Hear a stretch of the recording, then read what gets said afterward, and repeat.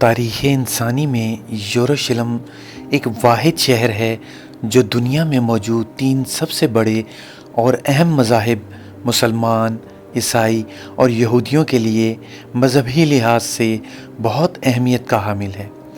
اس شہر کی تاریخ نہایت پرانی ہے اور کئی مرتبہ اس پر حملے بھی ہوئے ہیں، جس کے دوران یہودی دربدر ہو کر رہ گئے۔ آج بھی ماہر آثار قدیمہ ان عظیم کھنڈرات میں موجود وہ عمارتیں تلاش کرنے کی کوشش کرتے ہیں جو اس شہر کے اجڑنے کے دوران نظروں سے اوجھل ہو گئیں۔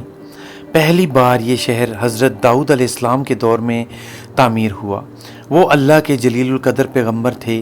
ان کا نام قرآن مجید میں 16 مرتبہ آیا ہے۔ وہ پہلے پیغمبر ہیں جن کو بنی اسرائیل کی بادشاہی بھی عطا ہوئی۔ قرآن پاک میں حضرت آدم علیہ السلام کے علاوہ حضرت داؤد علیہ السلام وہ واحد پیغمبر ہیں جنہیں خلیفہ کہہ کر بھی پکارا گیا۔ آپ کو بادشاہت ملنے سے 1000 قبل میں وہ دور تھا جب بنی اسرائیل سے فلسطین کے اکثر علاقے چھینے جا چکے تھے۔ اس وقت بنی اسرائیل کے حکمران حضرت شمیر علیہ السلام تھے جو بہت بوڑھے ہو چکے تھے، لہٰذا بنی اسرائیل نے دشمنوں کے مقابلے میں کسی بادشاہ کے لیے اللہ پاک سے دعا مانگی۔ یوں اللہ پاک کے حکم کے مطابق حضرت شمیر علیہ السلام نے 20 سالہ طالوت کو بادشاہ مقرر کرنا چاہا، مگر بنی اسرائیل نے بادشاہ تسلیم کرنے سے انکار کر دیا اور شرط رکھی کہ جب تک تابوت سکینہ ان کے حوالے نہ کر دیا جائے وہ طالوت کی بادشاہی کی اطاعت نہیں کریں گے۔ دوستو، یہ تابوت سکینہ آخر کیا تھا؟ بنی اسرائیل اسے اتنی اہمیت کیوں دیتے تھے؟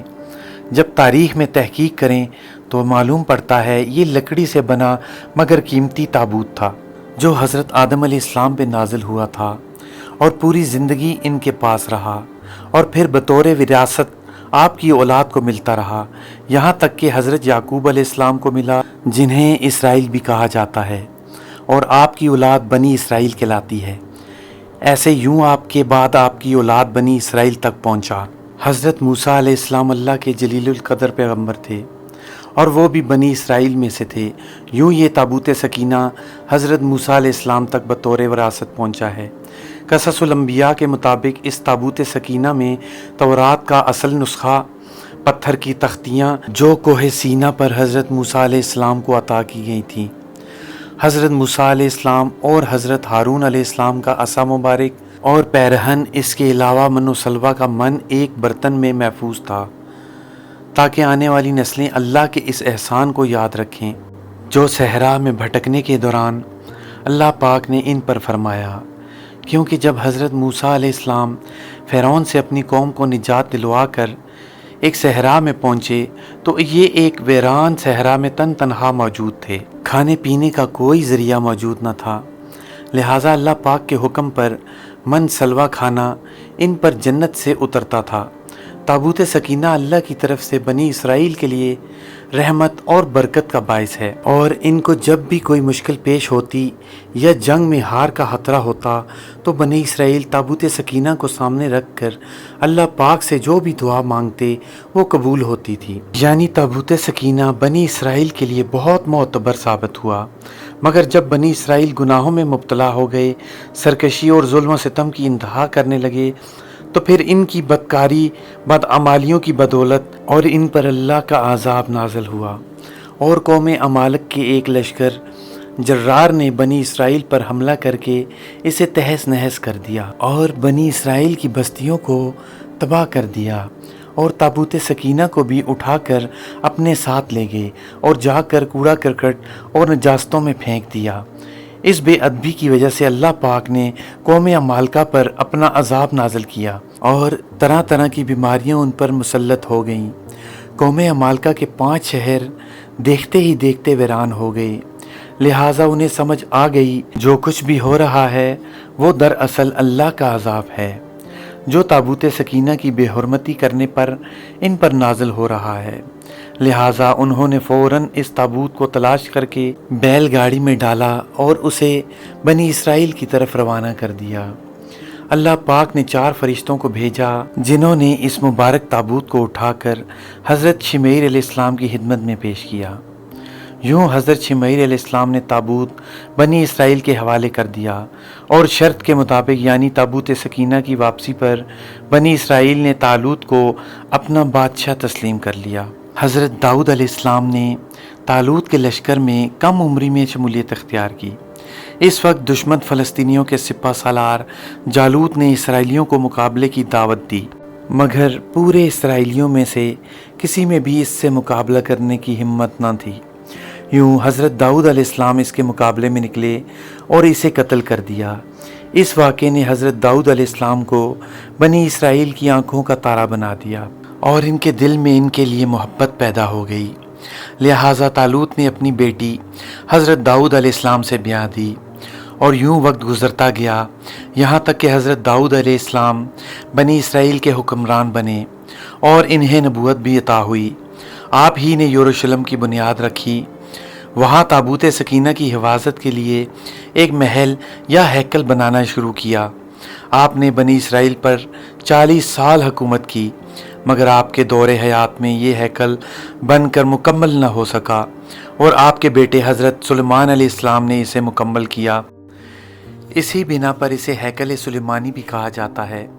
हज़रत सुलेमान अलैहिस्सलाम भी अल्लाह के पैगंबर थे और अल्लाह के हुक्म पर जिन्नात को इनके ताबे होने और जानवरों की बोलियां समझने के मौजज़ात के अलावा इन्हें ऐसी सल्तनत अता की गई थी जो इससे पहले न कभी मिली न कभी मिल सकेगी, जिसके लिए उन्होंने ख़ुद अल्लाह पाक से दुआ की थी।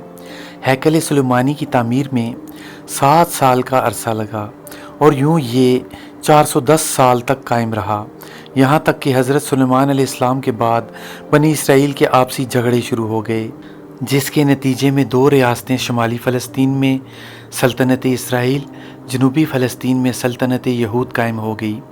ये शदीद दुश्मनी और खून रेज़ी एक तवील अरसे तक जारी रही, यहाँ तक कि 7वीं सदी कबल मसीह में अशूरी फ़ातहीन ने सल्तनत इसराइल का खात्मा कर दिया और यूं बनी इसराइल टूटकर सिर्फ सल्तनत यहूद तक महदूद रह गए। लिहाजा बाबुल के बादशाह बख्त नसर ने सल्तनत यहूद को भी तबाह कर दिया और इस दौरान इसने हैकल सुलेमानी को भी मुकम्मल तौर पर तबाह कर दिया और ताबूत सकीना ऐसा गायब हुआ कि फिर आज तक न मिल सका, जबकि यहूदी भी इस हमले के दौरान दरबदर हो गए।